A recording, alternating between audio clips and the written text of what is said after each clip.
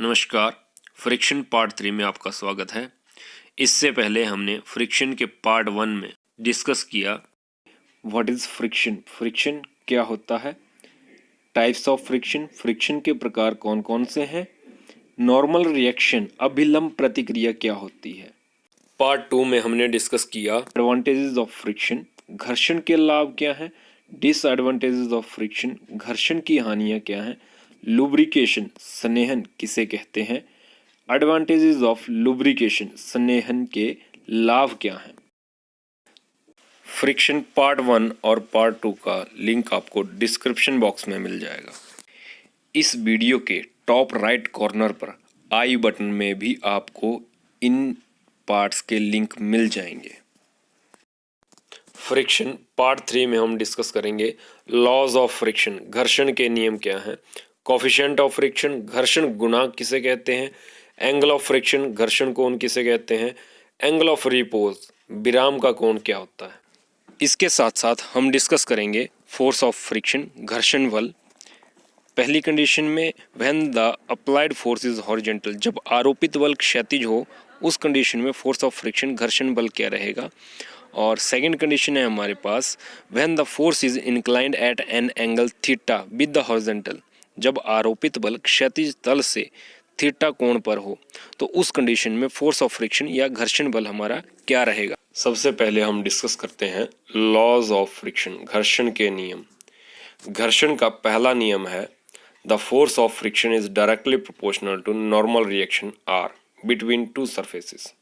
घर्षण बल दो सतहों के बीच की अभिलंब प्रतिक्रिया के अनुक्रमानुपाती होता है। मतलब F is directly proportional to R, जहां F फोर्स ऑफ फ्रिक्शन घर्षण बल है और R जो है नॉर्मल रिएक्शन अभिलंब प्रतिक्रिया है।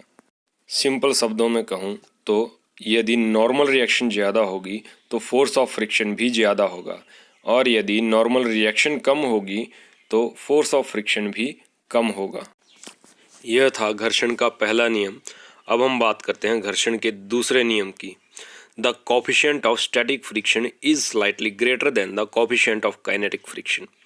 स्थैतिक घर्षण का गुणांक गतिज घर्षण के गुणांक से थोड़ा अधिक होता है। सिंपल याद रखें कि जो हमारा स्टैटिक फ्रिक्शन का गुणांक है वो काइनेटिक फ्रिक्शन के गुणांक से हल्का सा अधिक रहेगा हमेशा ही। जो हमारा थर्ड लॉ ऑफ फ्रिक्शन है वो बोलता है the force of friction is always equal to the external applied force. घर्षण बल हमेशा लगाए गए बाह्य बल के बराबर होता है जो वस्तु को चलाने का प्रयत्न करता है। घर्षण के इस नियम के अनुसार जब तक वस्तु संतुलन की स्थिति में है तब तक घर्षण बल लगाए गए आरोपित बल के बराबर ही रहेगा। फ्रिक्शनल फोर्स F बराबर है अप्लाइड फोर्स P। घर्षण का चौथा नियम है घर्षण बल हमेशा वस्तु की गति की दिशा के विपरीत दिशा में कार्य करता है। The force of friction always acts in the opposite direction to the direction of motion of the object. मान लीजिए हमारे पास यह एक सरफेस है जिस पर कि एक ऑब्जेक्ट रखी गई है। अगर इसकी गति की दिशा जो है राइट साइड में है, इस डायरेक्शन में है, तो जो डायरेक्शन ऑफ फ्रिक्शनल फोर्स है, घर्षण बल की दिशा है, वो डायरेक्शन ऑफ मोशन के एकदम अपोजिट डायरेक्शन में रहेगी, लेफ्ट साइड को, इस तरफ को। यह था हमारा घर्षण का चौथा नियम। अब हम बात करते हैं घर्षण के पांचवें नियम की। The friction force depends on the nature and position of contact surfaces but does not depend on their size and area.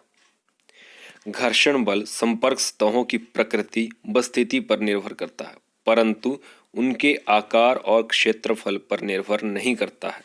यह थे हमारे घर्षण के 5 नियम, laws of friction.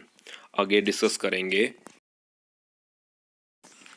Coefficient of friction, घर्षण गुणांक। सीमांत घर्षण तथा अभिलंब प्रतिक्रिया के अनुपात को घर्षण गुणांक कहते हैं। घर्षण गुणांक को म्यू से प्रदर्शित किया जाता है। The ratio of the limiting friction and the normal reaction is called the coefficient of friction. The coefficient of friction is represented by mu. अगर इसको मैं मैथमेटिकली लिखूं तो म्यू कोफिशिएंट ऑफ फ्रिक्शन बराबर है F/R। F है हमारा limiting frictional force सीमांत घर्षण बल डिवाइडेड बाय R है हमारा नॉर्मल रिएक्शन अभिलंब प्रतिक्रिया। और इस इक्वेशन से हमें मिलता है F बराबर है म्यू R। एक नोट है, घर्षण गुणांक किन्हीं दो पदार्थों के लिए सदा स्थिर रहता है तथा इसकी कोई इकाई नहीं होती है। वह घर्षण गुणांक का मान सदैव 1 से कम होता है। इस नोट को ध्यान में रखें। यह था हमारा कोफिशिएंट ऑफ फ्रिक्शन घर्षण गुणांक। इसमें हमने घर्षण गुणांक की परिभाषा देखी और उसका फार्मूला भी देखा और साथ में एक नोट भी स्टडी किया। इस नोट में घर्षण गुणांक की 3 विशेषताओं के बारे में बता रखा है। पहला है घर्षण गुणांक जो है दो पदार्थों के लिए स्थिर रहता है। दूसरा है घर्षण गुणांक की कोई इकाई नहीं होती है।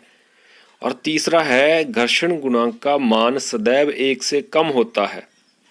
तो यह था हमारा कोफिशिएंट ऑफ फ्रिक्शन घर्षण गुणांक, जो कि हमें सीमांत घर्षण बल को अभिलंब प्रतिक्रिया से भाग देने पर मिला। अब आगे हम डिस्कस करेंगे एंगल ऑफ फ्रिक्शन घर्षण कोण किसे कहते हैं। सीमांत घर्षण बल तथा अभिलंब प्रतिक्रिया के परिणामी बल और अभिलंब प्रतिक्रिया के बीच के कोण को घर्षण कोण कहते हैं। इसे थीटा से प्रदर्शित किया जाता है। The angle between the limiting friction force and the resultant force of normal reaction and limiting friction force is called the angle of friction. It is represented by theta. घर्षण कोण एंगल ऑफ फ्रिक्शन को simply समझें कि जो हमारा frictional force है और जो हमारी नॉर्मल रिएक्शन है, उन दोनों का जो हमारा परिणामी बल होगा, रिजल्टेंट होगा, उस रिजल्टेंट और नॉर्मल रिएक्शन के बीच जो एंगल होगा वो हमारा घर्षण कोण कहलाएगा और इसको हम थीटा से रिप्रेजेंट करेंगे। घर्षण कोण को समझने के लिए पहले हम रिजल्टेंट को समझ लेते हैं कि परिणामी बल होता क्या है। जब दो या दो से अधिक बल किसी एक बिंदु पर कार्य करते हैं तो उन सभी बलों के संयुक्त प्रभाव को एक फोर्स या एक बल द्वारा प्रदर्शित किया जाता है। वही बल जो है हमारा रिजल्टेंट फोर्स या परिणामी बल कहलाता है। अगर आप रिजल्टेंट फोर्स या परिणामी बल के बारे में डिटेल में जानना चाहते हैं तो इसके लिए कमेंट बॉक्स में कमेंट करें। मैं नेक्स्ट वीडियो में डिटेल में एक्सप्लेन कर दूंगा रिजल्टेंट फोर्स या परिणामी बल होता क्या है और उस वीडियो का लिंक डिस्क्रिप्शन बॉक्स में आपको मिल जाएगा। परंतु यहाँ पर सिंपली समझें कि अगर किसी एक बिंदु पर हमारे पास P फोर्स लग रहा है और उसी बिंदु पर Q फोर्स लग रहा है और दोनों बल किसी एंगल पे हों तो इन दोनों बलों के समानांतर लाइंस लगाने पर हमारे पास जो चतुर्भुज बनेगा उस चतुर्भुज के विकर्ण या डायगोनल से हमारा रिजल्टेंट रिप्रेजेंट किया जाएगा और उसकी डायरेक्शन फोर्सेस की डायरेक्शन के अकॉर्डिंग इस साइड को रहेगी। यह था हमारा रिजल्टेंट फोर्स परिणामी बल, जिसे हमने यहाँ पर S से रिप्रेजेंट किया है। अब आगे हम एंगल ऑफ फ्रिक्शन घर्षण कोण को समझ लेते हैं कि घर्षण कोण क्या होता है। मान लीजिए हमारे पास ये एक सरफेस है जिस पर कि एक ऑब्जेक्ट रखी गई है। अब इस ऑब्जेक्ट का भार वर्टिकली डाउनवर्ड लगेगा जिसको हम W से रिप्रेजेंट करेंगे। सेम टाइम पर ये जो सरफेस है ये इस ऑब्जेक्ट पर एक अपवर्ड वर्टिकली अपवर्ड डायरेक्शन में रिएक्शन देगा जिसको हम नॉर्मल रिएक्शन बोलते हैं और इसको हम R से रिप्रेजेंट करेंगे। अब मान लीजिए इस ऑब्जेक्ट पर हमने लेफ्ट साइड से राइट साइड को एक फोर्स अप्लाई किया P नाम से, तो होगा क्या, लगाए गए फोर्स के एकदम अपोजिट डायरेक्शन में घर्षण की परिभाषा के अनुसार इक्वल एंड अपोजिट मतलब राइट साइड से लेफ्ट साइड को फ्रिक्शनल फोर्स एक्ट करेगा। जब यह फ्रिक्शनल फोर्स अपनी उच्चतम सीमा पर होगा तब यह सीमांत घर्षण बल या लिमिटिंग फ्रिक्शनल फोर्स कहलाएगा। इस लिमिटिंग फ्रिक्शनल फोर्स या सीमांत घर्षण बल और नॉर्मल रिएक्शन अभिलंब प्रतिक्रिया, इन दोनों का रिजल्टेंट मान लीजिए यह है जिसे हम एस से रिप्रेजेंट कर रहे हैं। तो इस रिजल्टेंट और नॉर्मल रिएक्शन अभिलंब प्रतिक्रिया के बीच यह जो कोण है, यह कोण एंगल ऑफ फ्रिक्शन या घर्षण कोण कहलाएगा और इसे हम थीटा से रिप्रेजेंट करते हैं। यह था हमारा एंगल ऑफ फ्रिक्शन, घर्षण कोण। अब इसे हम मैथमेटिकली समझ लेते हैं। इस फिगर के अब हमने सिर्फ इतने से हिस्से को ही स्टडी करना है। इसमें यह जो हमारा रिजल्टेंट है एस, परिणामी बल जो है, इसको अगर हम दो कंपोनेंट्स में डिवाइड करते हैं, दो अवयव में विभाजित करते हैं, तो इसका जो वर्टिकल कंपोनेंट है वह एस कॉस थीटा हो जाएगा और जो हॉरिजॉन्टल कंपोनेंट है वो एस साइन थीटा हो जाएगा। इस तरह से हमारे पास एफ की वैल्यू आ जाएगी, एफ बराबर है एस साइन थीटा, और आर की वैल्यू आ जाएगी, आर बराबर है एस कॉस थीटा। इससे पहले हमने कोफिशिएंट ऑफ फ्रिक्शन के बारे में पढ़ा और वहाँ पे हमने एक फार्मूला पढ़ा था, mu equals to F divided by R. अब अगर हम इस फार्मूले में एफ और आर की वैल्यू डाल देते हैं तो एफ की वैल्यू है एस साइन थीटा, आर की वैल्यू है एस कॉस थीटा। तो यह बन गया S sine theta divided by S cos theta equals to S से एस हमारा कट जाएगा और हमारा रह जाएगा sine theta divided by cos theta. और हमें पता है साइन थीटा बटा कॉस थीटा जो है वो टेन थीटा के बराबर होता है। तो इस तरह से हमारा म्यू इक्वल हो गया टेन थीटा के। और अगर हमें यहाँ से एंगल ऑफ फ्रिक्शन निकालना हो तो angle of friction theta equals to tan inverse mu. यह था हमारा एंगल ऑफ फ्रिक्शन, घर्षण कोण। अब आगे हम डिस्कस करेंगे एंगल ऑफ रिपोज, विराम का कोण। यदि किसी वस्तु को आनत तल पर रखकर धीरे धीरे कोण को बढ़ाया जाए तो एक ऐसी स्थिति आती है कि वस्तु स्वतः ही धरातल पर से नीचे फिसलने लगती है। जिस कोण पर वस्तु स्वतः ही आनत तल पर फिसल कर नीचे जाने लगती है, विराम का कोण कहलाता है। If the angle of an inclined plane is increased gradually by placing an object over it, a situation occurs that the object placed over it begins to slide down. Angle of repose is defined as the angle of an inclined plane at which a body placed on it just begins to slide down. Simple शब्दों में कहूँ तो angle of repose या विराम का कोण किसी inclined plane का धरातल के साथ वह कोण है जिस कोण पर उस इंक्लाइंड प्लेन पर रखी हुई वस्तु फिसलना शुरू कर दे, बट फिसले ना। अगर हम हल्का सा भी कोण को बढ़ाएं तो वह फिसलने की स्थिति में होती है। तो यह कोण जो होता है हमारा एंगल ऑफ रिपोज या विराम का कोण कहलाता है। मान लीजिए हमारे पास एक ए बी हॉरिजॉन्टल सरफेस है जिस पर कि सी डी एक प्लेन रखा हुआ है। इस प्लेन को हमने इंक्लाइंड करना है और इस प्लेन पर एक ऑब्जेक्ट रखी गई है।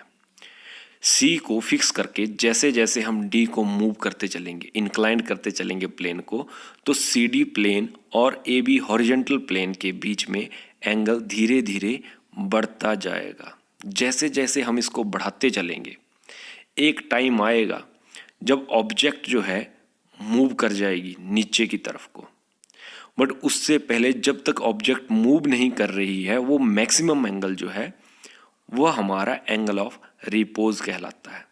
अगर हम चित्र में देखें तो डी हमारा अभी तक मूव कर रहा है, एंगल हमारा अभी तक बढ़ रहा है, परंतु ऑब्जेक्ट मूव नहीं करी है।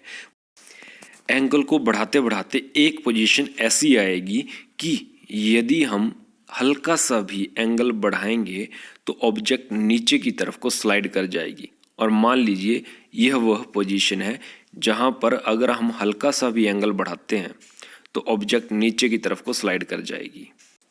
तो इस पोजीशन में यह जो एंगल बना ए बी और सी डी प्लेन के बीच में अल्फा, हमारा यह एंगल एंगल ऑफ रिपोज कहलाएगा, विराम का कोण कहलाएगा। सिंपल शब्दों में कहें तो एंगल ऑफ रिपोज या विराम कोण किसी इंक्लाइंड प्लेन का धरातल के साथ वह अधिकतम कोण है जिस पर वस्तु उस इंक्लाइंड प्लेन पर रुकी रहती है, नीचे नहीं गिरती है। यह था एंगल ऑफ रिपोज या विराम कोण। अब हम समझ लेते हैं कि हमने एंगल ऑफ रिपोज या विराम कोण कैसे निकालना है। इसके लिए हम एक बार फिर से इस फिगर को देखते हैं। इसमें यह जो ऑब्जेक्ट रखी गई है इसका भार वर्टिकली डाउनवर्ड डायरेक्शन में लगेगा, क्योंकि भार हमेशा किसी भी वस्तु का वर्टिकली डाउनवर्ड डायरेक्शन में ही लगता है, और इसे हम रिप्रेजेंट करेंगे W से।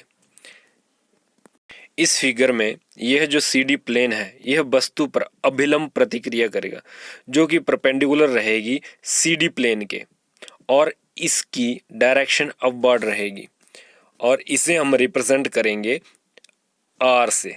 यह हो गई हमारी नॉर्मल रिएक्शन R। अब यह जो हमारा वस्तु का भार है W, अगर इसको हम दो कंपोनेंट्स में विभाजित करते हैं, जिनमें से एक कंपोनेंट इंक्लाइंड प्लेन CD के परपेंडिकुलर हो और जो दूसरा कंपोनेंट है वो इसके पैरेलल हो, तो ये जो हमारा परपेंडिकुलर कंपोनेंट है यह W के साथ अल्फा एंगल पर होगा, तो हमारा यह कंपोनेंट बन जाएगा W cos अल्फा, और जो हमारा CD प्लेन के पैरेलल कंपोनेंट है वो हमारा बन जाएगा W sin अल्फा। यह जो W sin अल्फा है इसकी वजह से वस्तु नीचे की ओर फिसलने ही वाली होगी, तो इसके एकदम अपोजिट डायरेक्शन में, इस डायरेक्शन में limiting frictional force F act करेगा, जो कि वस्तु को नीचे जाने से रोकेगा। ये हो गया हमारा फ्रिक्शनल फोर्स F। अब अगर हम फिगर में देखें तो विराम कोण पर वस्तु जो है संतुलन की स्थिति में है, तो इस संतुलन की स्थिति में F हमारा बराबर होगा W sin अल्फा के और R हमारा बराबर होगा W cos अल्फा के। तो इसको हम यहाँ पे साइड में लिख लेते हैं, F बराबर है W sin अल्फा और R बराबर है W cos अल्फा। इससे पहले हमने कोफिशिएंट ऑफ फ्रिक्शन में कोफिशिएंट ऑफ फ्रिक्शन का फार्मूला पढ़ा था, mu equals to F divided by R। अब अगर हम इसमें F और R की वैल्यू डालते हैं तो ये हमारे पास बन जाएगा mu equals to F upon R equals to W sine alpha divided by W cos alpha. इसमें हमारा W से W कट जाएगा और हमारे पास रह जाएगा बराबर है sine alpha divided by cos alpha, और हम जानते हैं sine alpha divided by cos alpha equals to tan alpha. इस इक्वेशन से हम लिख सकते हैं coefficient of friction mu equals to tan alpha. अब अगर हमने एंगल ऑफ रिपोज विराम कोण निकालना हो तो यहाँ से हमें मिलेगा alpha equals to tan inverse mu. तो ये हो गया हमारा एंगल ऑफ रिपोज विराम कोण, जो कि है हमारा alpha equals to tan inverse mu. यहाँ तक हमने स्टडी किया लॉज ऑफ फ्रिक्शन, घर्षण के नियम क्या हैं, कोफिशिएंट ऑफ फ्रिक्शन, घर्षण गुणांक किसे कहते हैं, एंगल ऑफ फ्रिक्शन, घर्षण कोण क्या होता है, और एंगल ऑफ रिपोज क्या होता है। साथ के साथ हमने यह भी स्टडी किया कि coefficient of friction, angle of friction और एंगल ऑफ रिपोज कैसे निकालते हैं। जब हमने एंगल ऑफ फ्रिक्शन, घर्षण कोण स्टडी किया तब हमने देखा कि जो हमारा कोफिशिएंट ऑफ फ्रिक्शन म्यू है वो इक्वल है tan थीटा के, mu equals to tan theta. Same वैसे ही जब हमने एंगल ऑफ रिपोज विराम कोण स्टडी किया तब हमने देखा कोफिशिएंट ऑफ फ्रिक्शन म्यू बराबर है tan अल्फा। अब इसे हम लिख सकते हैं mu equals to tan theta equals to tan alpha. This implies to tan theta equals to tan alpha, और यहाँ से हमें मिला थीटा इक्वल्स टू अल्फा। और हम जानते हैं कि यह जो हमारा थीटा है ये एंगल ऑफ फ्रिक्शन घर्षण कोण है, और यह जो हमारा अल्फा है ये हमारा एंगल ऑफ रिपोज विराम कोण है। तो एंगल ऑफ फ्रिक्शन घर्षण कोण बराबर है एंगल ऑफ रिपोज विराम कोण। यहाँ पर हमने यह समझा कि जो हमारा एंगल ऑफ फ्रिक्शन घर्षण कोण है और जो हमारा एंगल ऑफ रिपोज विराम कोण है वह दोनों एक दूसरे के बराबर होते हैं। अब आगे हम डिस्कस करेंगे फोर्स ऑफ फ्रिक्शन, घर्षण बल क्या होगा when the applied force is horizontal, जब आरोपित बल क्षैतिज हो उस समय हमारा घर्षण बल क्या होगा। मान लीजिए यह एक सरफेस है जिस पर एक ऑब्जेक्ट रखी गई है, इस ऑब्जेक्ट का भार W वर्टिकली डाउनवर्ड डायरेक्शन में लगेगा। यह रहा W और W है वेट, वस्तु का भार। इस सरफेस की वस्तु पर अभिलंब प्रतिक्रिया होगी वर्टिकली अपवर्ड डायरेक्शन में। यह रही इसकी नॉर्मल रिएक्शन R है हमारी नॉर्मल रिएक्शन, अभिलंब प्रतिक्रिया। अब हमने वस्तु पर फोर्स अप्लाई करना है, ठीक है, जो कि हॉरिजॉन्टल हो। तो मान लीजिए यह फोर्स है हमारा, हमने इस डायरेक्शन में फोर्स लगाया P है हमारा अप्लाइड फोर्स, हमारा आरोपित बल। और यहाँ पर हम यह मान के चलते हैं कि यह जो हमारा अप्लाइड फोर्स है, आरोपित बल है, यह वह न्यूनतम बल है जिसकी आवश्यकता हमें वस्तु को मूव करने के लिए होती है। यहाँ पर हमारी जो वस्तु है, ऑब्जेक्ट है, वो संतुलन की स्थिति में। तो इस केस में जब हमने वस्तु पर P फोर्स अप्लाई किया तो उस केस में होगा क्या, इक्वल एंड अपोजिट डायरेक्शन में P के इक्वल और अपोजिट डायरेक्शन में फ्रिक्शनल फोर्स F एक्ट करेगा, जो कि वस्तु को गति करने से रोकेगा। यह रहा हमारा F है फ्रिक्शनल फोर्स, घर्षण बल। जब तक हमारी वस्तु गति नहीं कर रही है वह संतुलन की स्थिति में है।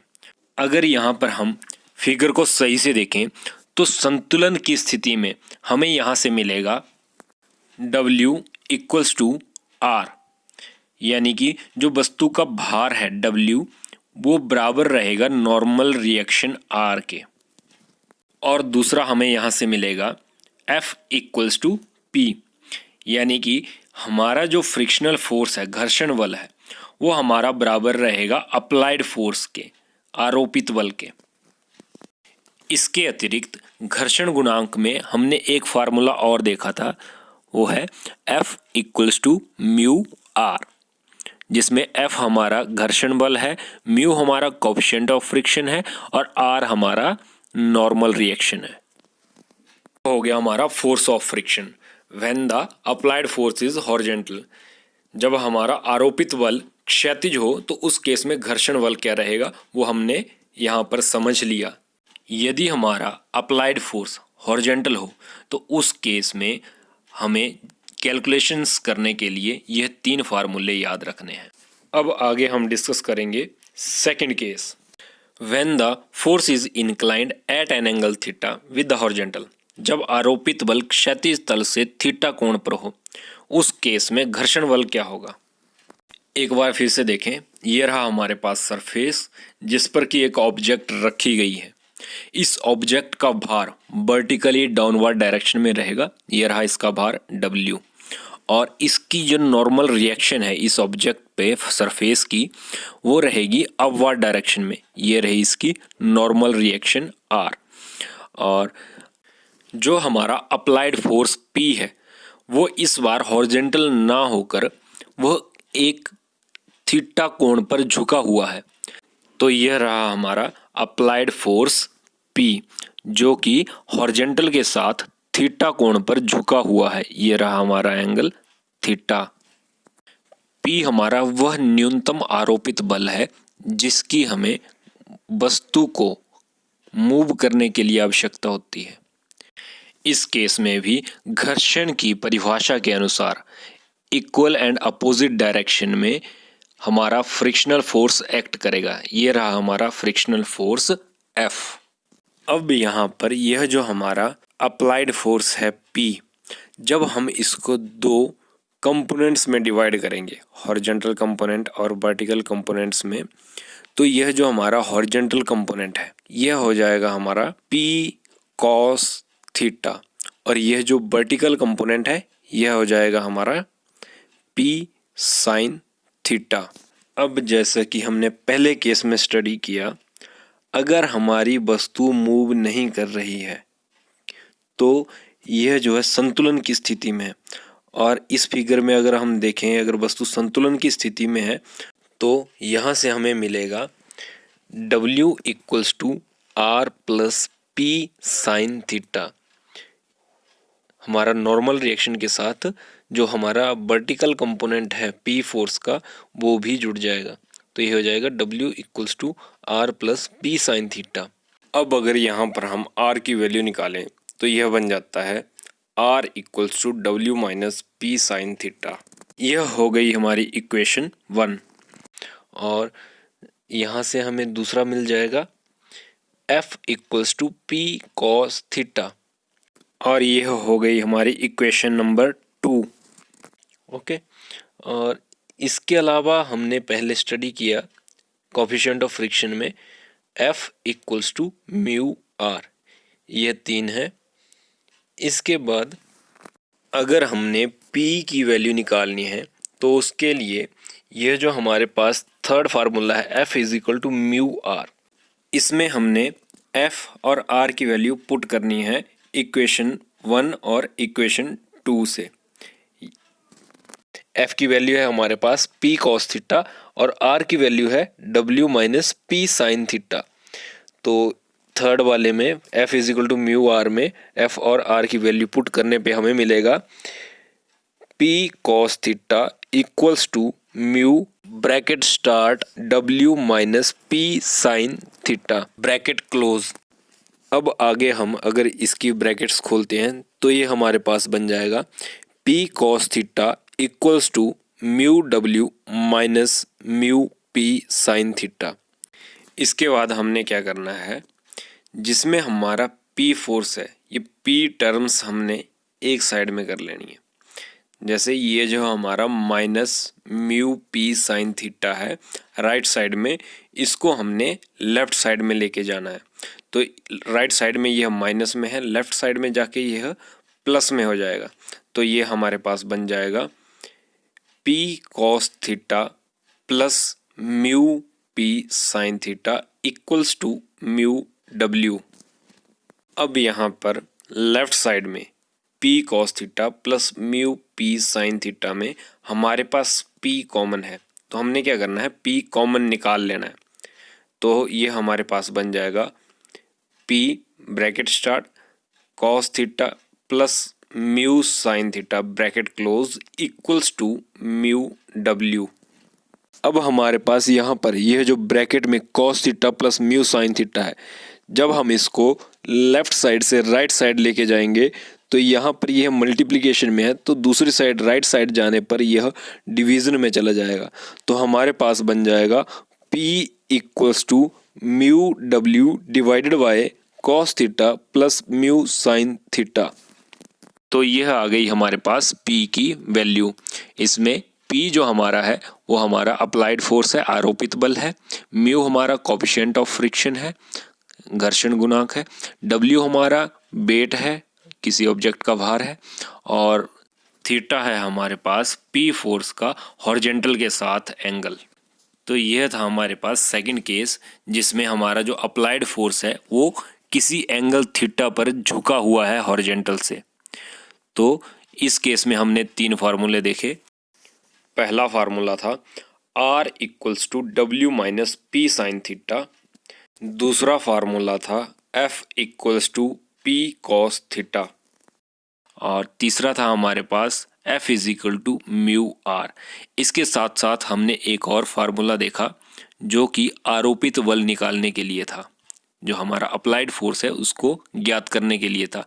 वो था P equals to mu W divided by cos theta plus mu sine theta. यह हो गया हमारा फ्रिक्शन पार्ट 3। और इसमें हमने डिस्कस किया लॉज ऑफ फ्रिक्शन, घर्षण के नियम क्या हैं। कोफिशिएंट ऑफ फ्रिक्शन, घर्षण गुणांक किसे कहते हैं। एंगल ऑफ फ्रिक्शन, घर्षण कोण किसे कहते हैं। एंगल ऑफ रिपोज, विराम का कोण क्या होता है। फोर्स ऑफ फ्रिक्शन, घर्षण बल। पहली कंडीशन में when the applied force is horizontal, जब आरोपित बल क्षैतिज हो उस कंडीशन में फोर्स ऑफ फ्रिक्शन घर्षण बल क्या रहेगा। और सेकंड कंडीशन है हमारे पास when the force is inclined at an angle theta with the horizontal, जब आरोपित बल क्षैतिज तल से थीटा कोण पर हो तो उस कंडीशन में फोर्स ऑफ फ्रिक्शन या घर्षण बल हमारा क्या रहेगा। वीडियो को पूरा देखने के लिए धन्यवाद। वीडियो को लाइक करें, शेयर करें और चैनल को सब्सक्राइब करें। वीडियो को लाइक करने के लिए थम्स अप पे यहाँ पे टच करें उसके बाद लाल रंग के सब्सक्राइब बटन को टच करें, साथ में बने बेल आइकन को टच करें और सेट करें इसको ऑल। Thank you.